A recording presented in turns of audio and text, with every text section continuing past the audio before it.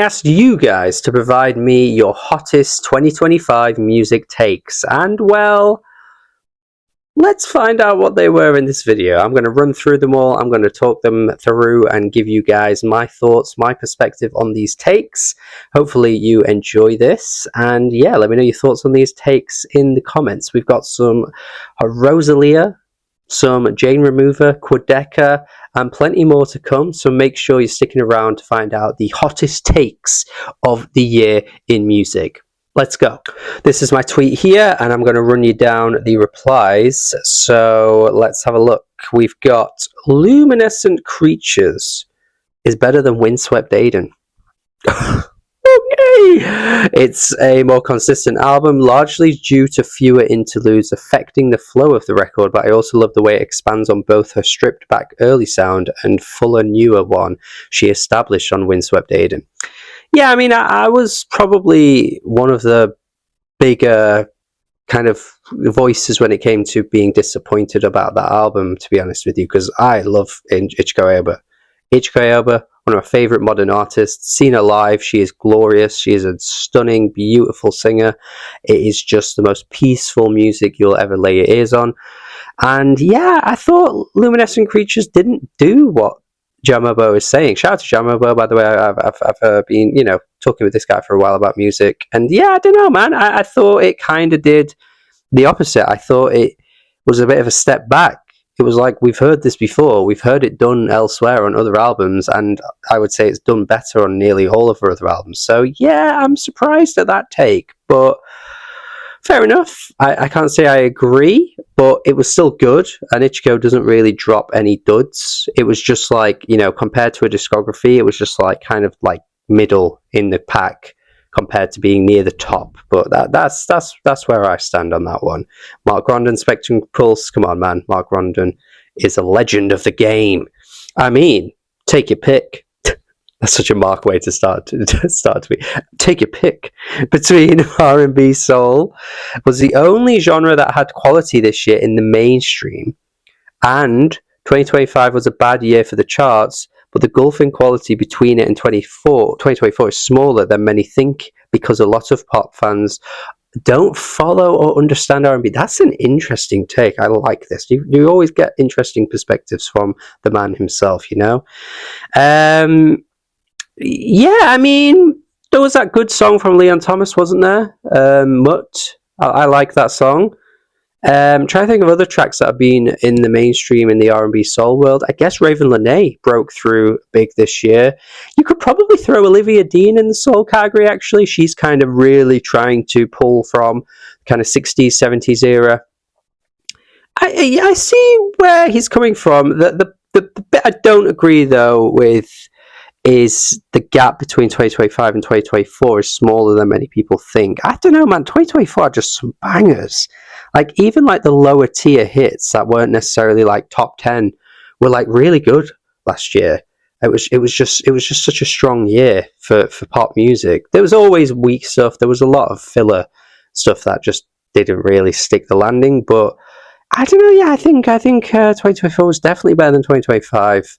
Felt like there's not really been like a big splashing wow moment in 2025. Taylor Swift dropped, obviously, but that was just full of stinkers. Like, yeah, I don't know. I can't say I fully agree with that, but I'm on board with the R&B soul, praise. I actually think R&B soul's been a really, really underappreciated genre for the 2020s. There's been some great albums and singles for the past 5 years. Okay, Palindrome, shout out to Palindrome too. Mutuals with them. Magdalena Bay 2025 singles are way better than Imaginal Disc. Good. Look, guys, I asked for the hottest takes, and you guys are coming through. Well, that is wild to me. I think the singles have been good. Some of them have kind of just not really stuck with me, though. I liked Human Happens the most. I thought it was a really great song, and probably going to make my year-end list for sure. But, like, better than Imaginal Disc? Man, Cry For Me, Image, Death and Romance. Like, so many amazing tracks on there. I don't think a single song that's come out in these 2025 singles like touches the best songs on that album. I can't say I agree with that take, I'm afraid. But you are talking to the guy that gave it Album of the Year last year. so I'm probably biased to the album. But even then, like, I think most people would agree that Imagine All This was just pretty damn great if you're a fan of the band. Like, I can't get with this. Okay, this Addison Rae one is funny because Addison is the best pop album of the year, and when we scroll down a little bit later on, we will see an almost opposite take about the Addison Rae album. I may as well kind of do them both in one. It's funny because, let me go to it and find it actually. There we go. Addison Rae album was not even a little bit good. And then 2 Up, you've got Addison as the best pop album of the year. That's just classic stuff right here, man. The way, the duality of music opinions, I love it.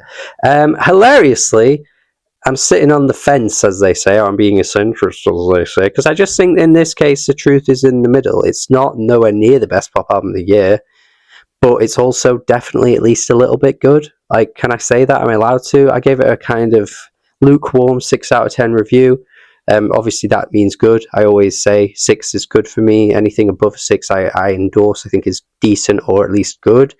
Anything below that is stuff that I wouldn't really say I like. And admittedly, I've barely gone back to it. I will say that it hasn't stuck with me at all. I thought I would at least go back to a few tracks, you know, like Headphones On, which is really catchy, really earwormy. And yeah, admittedly, I haven't really gone back to it as much as I thought I would.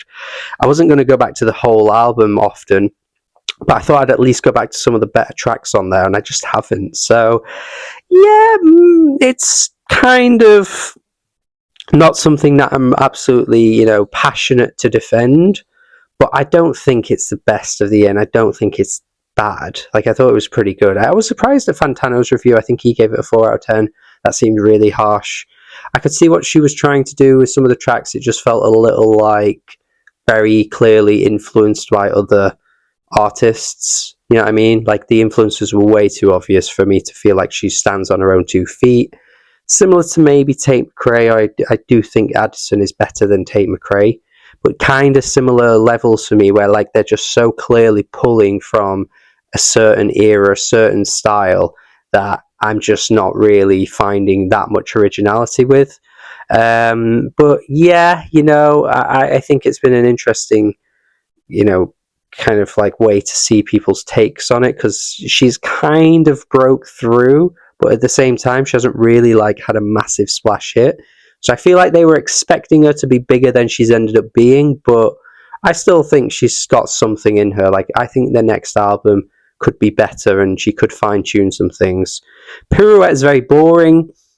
I mean, again, I'm not a massive model actress fan, but the idea of that album being called boring is interesting to me. Like, I feel like there's a very strange, unique quality to what model actress is doing that I'd find it hard to sit through that and think I'm bored. But hey ho. Mayhem by Lady Gaga is a very basic pop album outside a few songs. Glad to see a few takes about Mayhem like this that are going to pop up, because yeah, I'm on board, man. I think I said this in my review, but I think there's this aesthetic that she applies to her art and her videos and the visuals and the song craft that makes you think you're going to get something really like outlandish and garish and really, you know, artsy.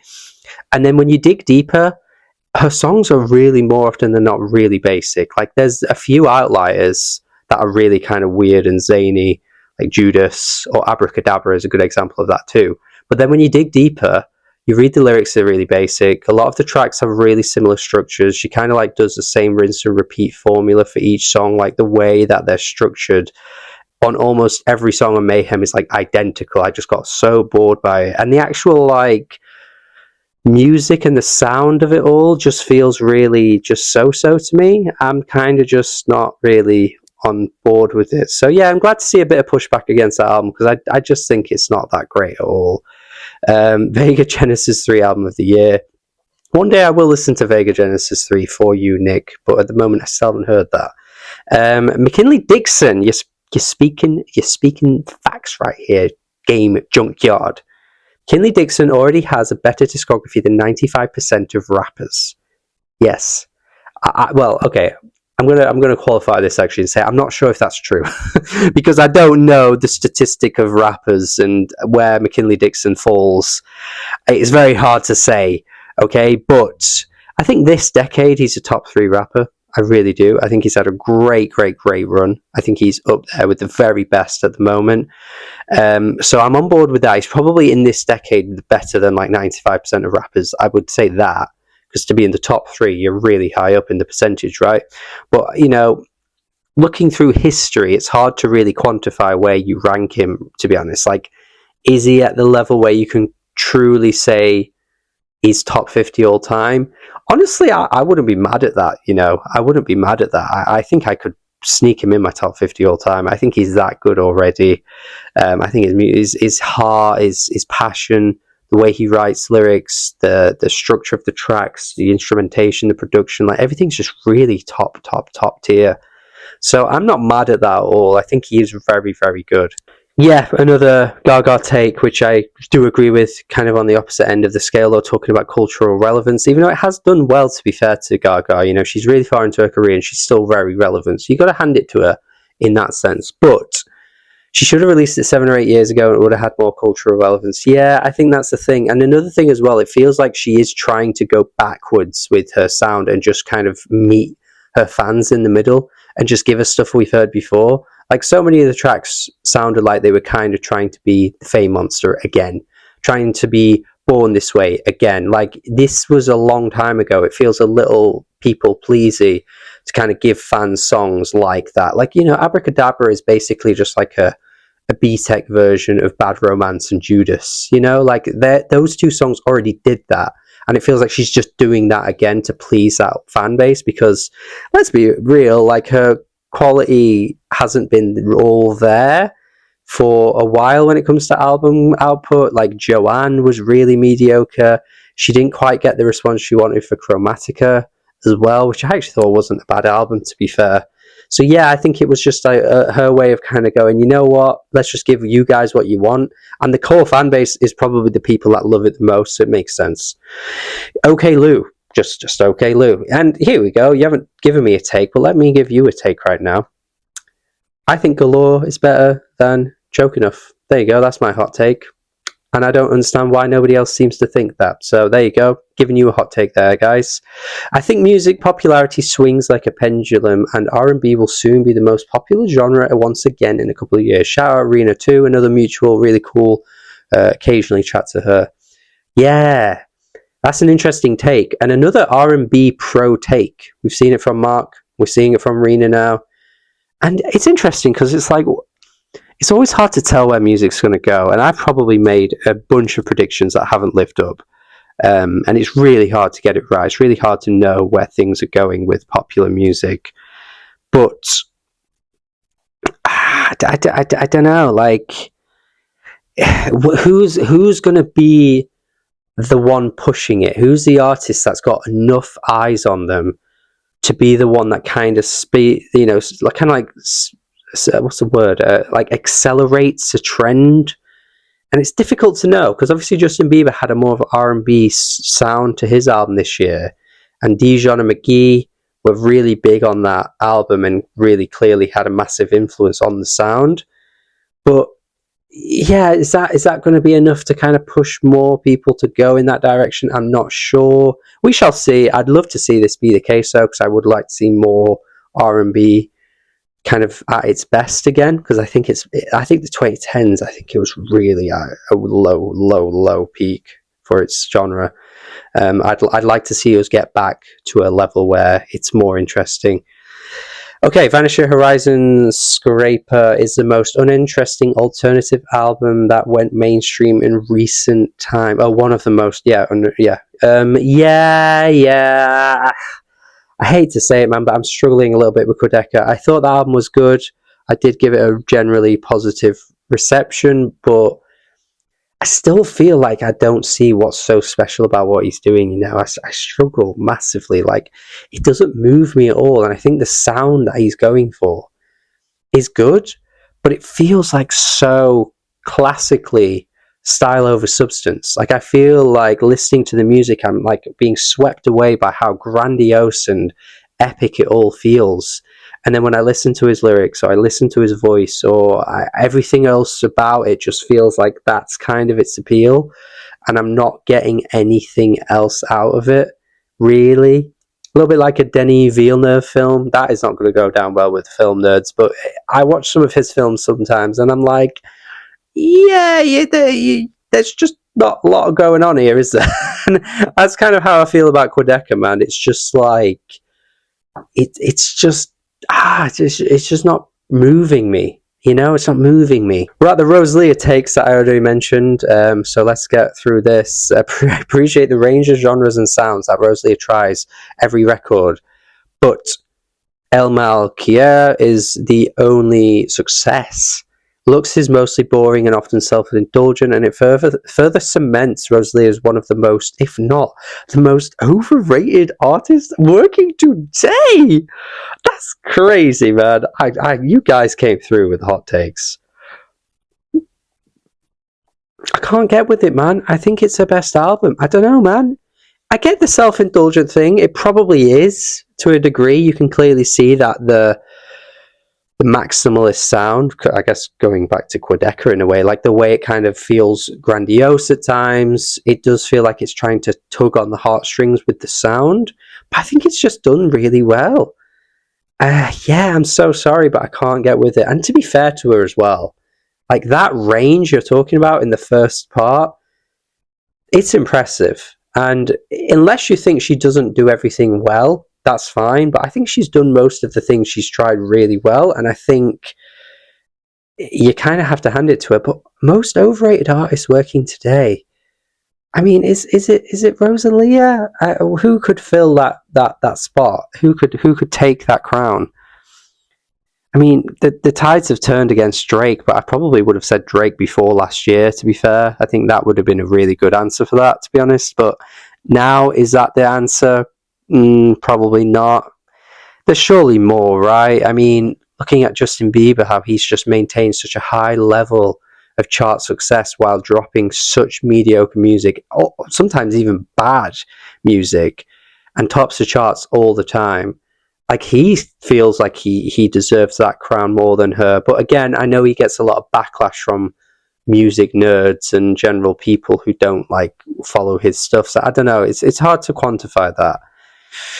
Balloonerism is just okay. Don't want to be disrespectful, of course, but Max rapping wasn't interesting. Yeah, true. The production was cool, but nothing that mesmerized me. Yes, absolutely. Certainly a decent vibe, but nothing I'm head over heels for. Yeah, I mean, this is the only thing as well. Like, people should understand that if you're talking about an artist who has passed away, you are not just automatically being disrespectful unless you're attacking them as a person or you're saying nasty things about them, when that's not really fair to do. And obviously, Mac Miller, by most accounts from most people, like, generally seemed like a really great guy. So talking about his music doesn't mean you're being disrespectful, and that was something that really annoyed me when I mentioned him in my tier list back in whenever the album came out. And I didn't like the album at all. I really didn't. But a few people were like, how can you be so disrespectful? It's like, I'm not being disrespectful. It's not, it's got nothing to do with him as a person, but the music is just really not that good. And the neo soul attempts, I thought, were really flat. A good example, again, like Quadeca, where it's just like everything that you're getting from Balloonerism, like so many other artists have done way better, and I just don't really understand. And I think, again, as well, we're being really generous to the fact that so many albums keep coming out past his death. And I know people will keep going, yes, but this, that, and the other, and the family have approached it really well. And like, I still don't feel, it doesn't sit right with me. He never chose to do it. So I just don't think you can really make excuses for posthumous music. And yeah, that's kind of where I'm at with it.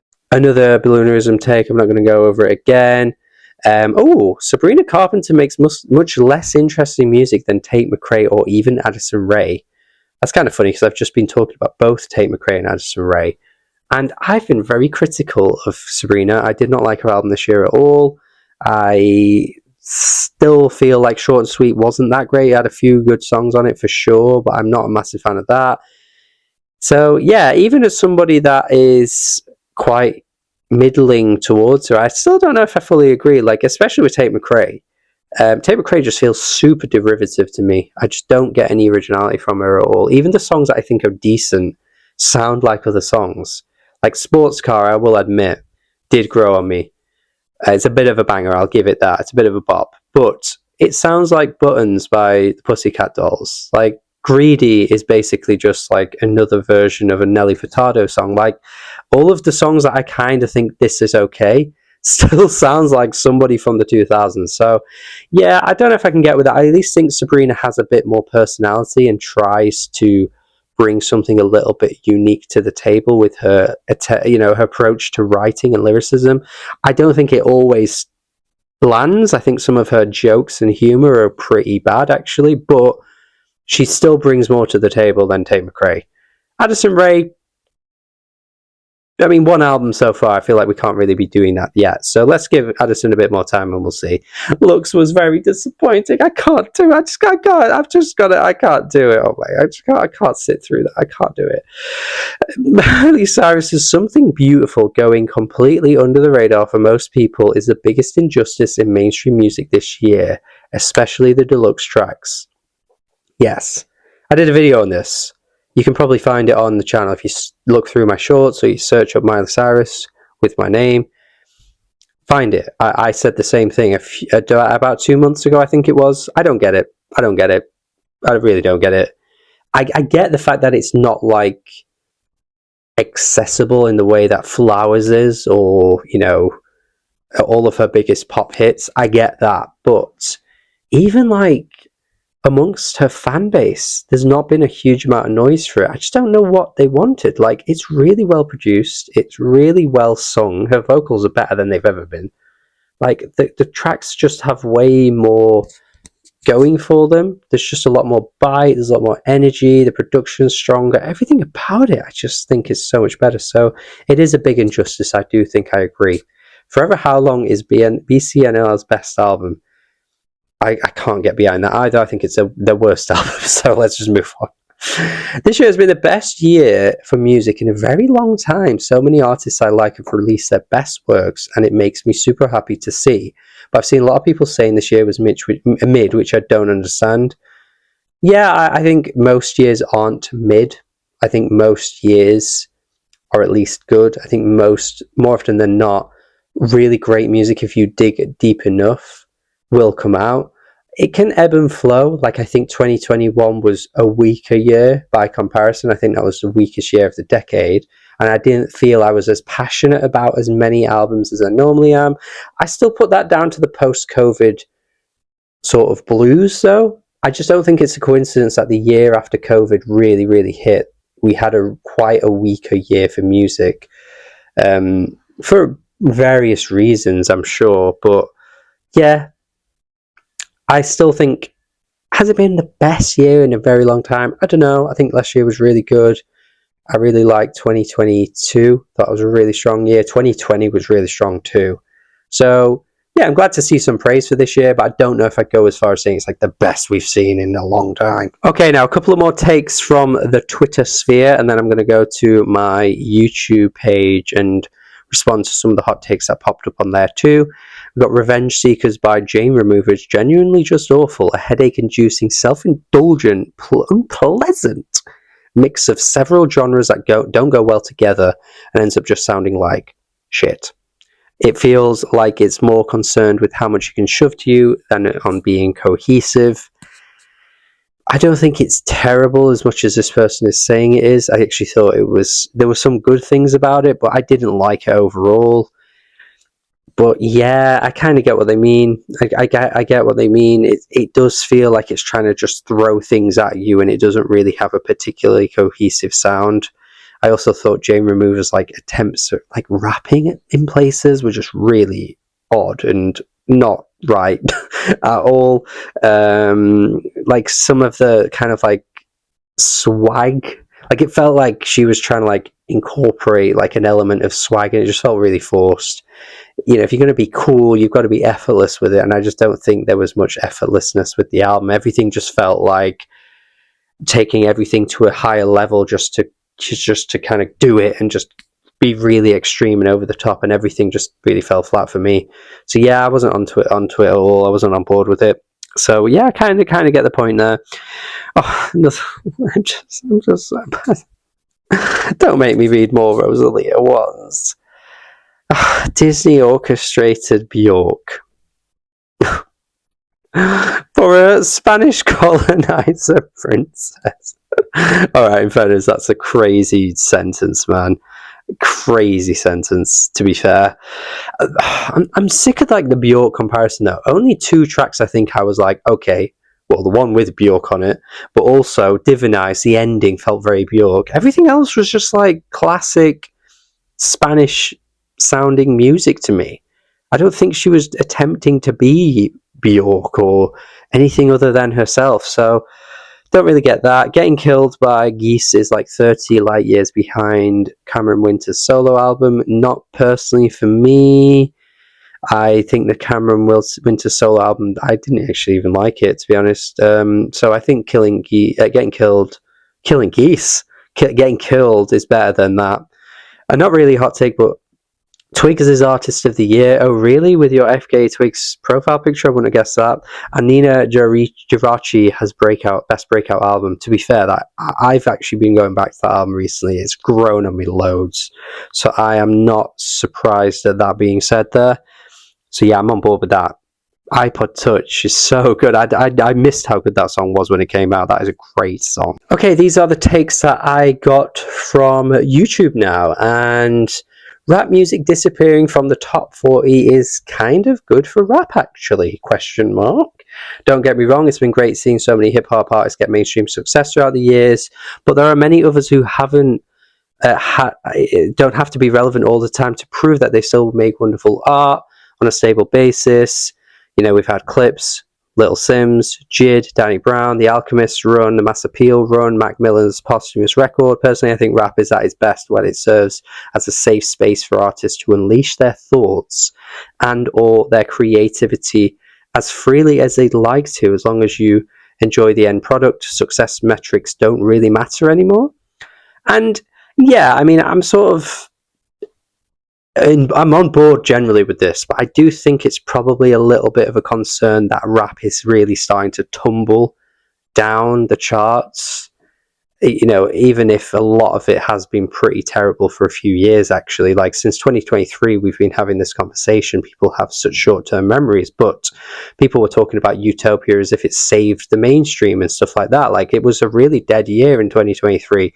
But since then, apart from the beef and apart from like what Kendrick was bringing to the table and Tyler, who didn't really have huge like mainstream chart success with many of his songs, to be fair, it hasn't been great. Like 21 Savage, Lil Baby, Gunna, Central C had a bit of success this year. That was terrible. The Dave album in the UK is doing well, but that's a pretty boring album as well, in my opinion. But I guess that's just how I feel. It's not like I'm speaking for the general general, I guess, consensus. But even taking Dave out of it, everybody else I said there, like, most of those albums got panned. The Drake stuff that's been coming out has been shocking as well. The J. Cole mixtape last year, like, it hasn't been great for hip-hop in the mainstream at all for quite some time. But is that to say that we just need to take it out completely and it not be there?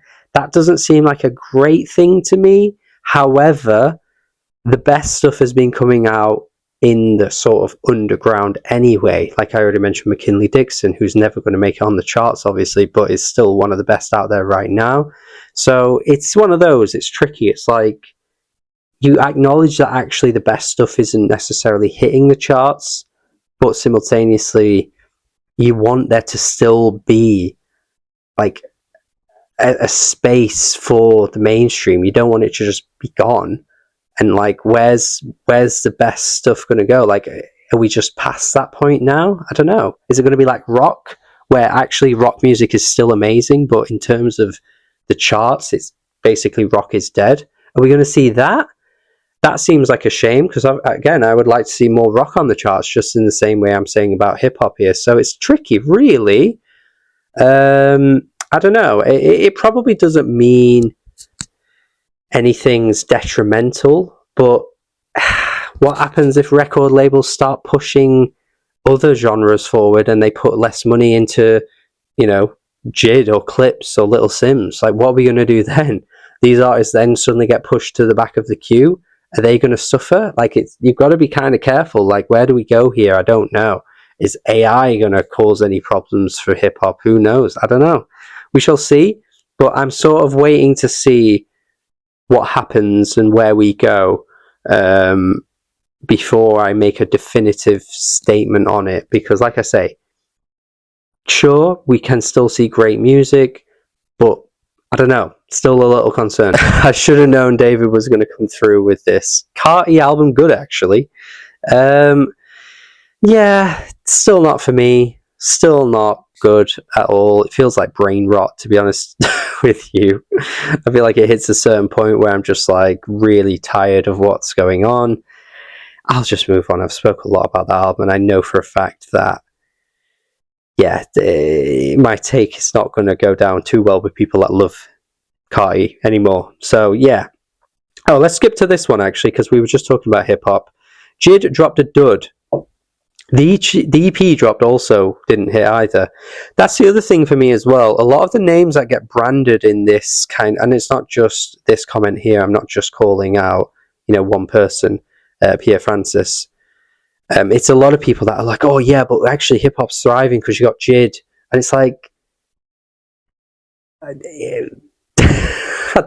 like, that album wasn't good, man. I'm sorry, I don't get it at all, and I don't think that's a really good representation of hip hop going forward. So yeah, I'm on board with that take completely. I think we need a bigger pool of artists on JID's level to drop music or to start getting popular on a level he does, just to keep it more alive. Because at his level of popularity, there needs to be more of somebody like him. You know, there needs to be more Denzel Currys. There's just not really enough, because it kind of goes from there to like pure underground music, and it's like there needs to be more that are pushing through to get into that kind of middle tier, because then there they could maybe springboard into the top tiers and get onto the charts. But yeah, again, the charts aren't the be all end all. I'm just saying it would be good to see more popular names, is what I'm trying to say. Probably not much of a hot take, but 2025 was the year when musicians and fans realised that AI is here to stay and screw us all. Long and harrowing struggle ahead of us. Yeah, I keep saying this as well. I tweeted this recently. It didn't get that much traction, actually. I put it also on Threads, got a few replies there. And I was basically saying, look, there's absolutely nothing we can do. The amount of Fantano videos that are going to be anti-AI are not going to do enough. If somebody on his level that gets hundreds of thousands of views, has millions of subscribers, the biggest music critic basically of all time, the most well-known of all time, if even he can do all the pushback against AI music, and if anything, it's getting worse with him doing that, and it's not his fault it's getting worse, I'm just saying there's no impact. And I just think the music industry is just going to capitalize on this and jump on it and basically just go, well, you know what, if it's cheaper, then we're just going to run with it because it makes our lives easier and we'll still make money anyway. Like, it probably will be the attitude that music industry and executives and record labels will have, because it's like, well, we don't have to pay a real person to go in the studio and use all our equipment, and like, you know what I mean? I think we're just going to have to live with it and just be like, great, we're stuck and it's terrible and it's depressing, but we can't do anything about it. Is that too defeatist? I don't know, but I just don't see a world where we can fix it, really. Only really would be intervention on a legal level, where it's like, okay, anything that is AI generated will not be allowed on the charts, or something like that. And maybe that will come through, and maybe it is already starting to come through. I don't know. But even like the BBC, you know, that BBC introducing thing that went kind of slightly viral recently, where it was like their artist of the month was a guy who basically came on an interview and was just telling the interviewer the whole time that he put it all through prompts and this is how he came out with the music. He didn't do anything. And the interviewer was just talking to them as if like this was really normal. And that's the other thing too. the amount of music nerds that decide that this isn't good isn't enough people to push back against it, because the average person probably doesn't care. And if everybody just sees it as normal, then it's just going to become the norm, isn't it? Like, what are we going to do? What are we always have opinions on music. We don't actually have that loud of a voice. So I think, yeah, I sound really negative, but I think it's just here to stay. I think it's here to stay. The average person listening to a playlist that's just looking for a particular sound is probably not going to be able to tell the difference between which one is a real person and which one is AI. I'm going to be completely honest with you.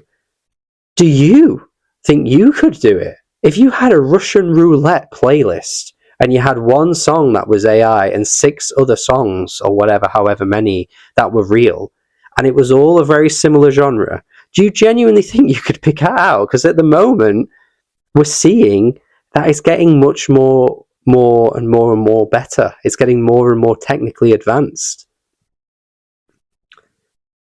It's only going to get better from there. I don't know, man. I have very little hope here, and it probably sounds very negative, but I don't know. I don't see a world where anything changes. So yeah, I'm just going to ignore that last take as well, because it's another Tate McRae Sabrina Carpenter take, which I've already discussed.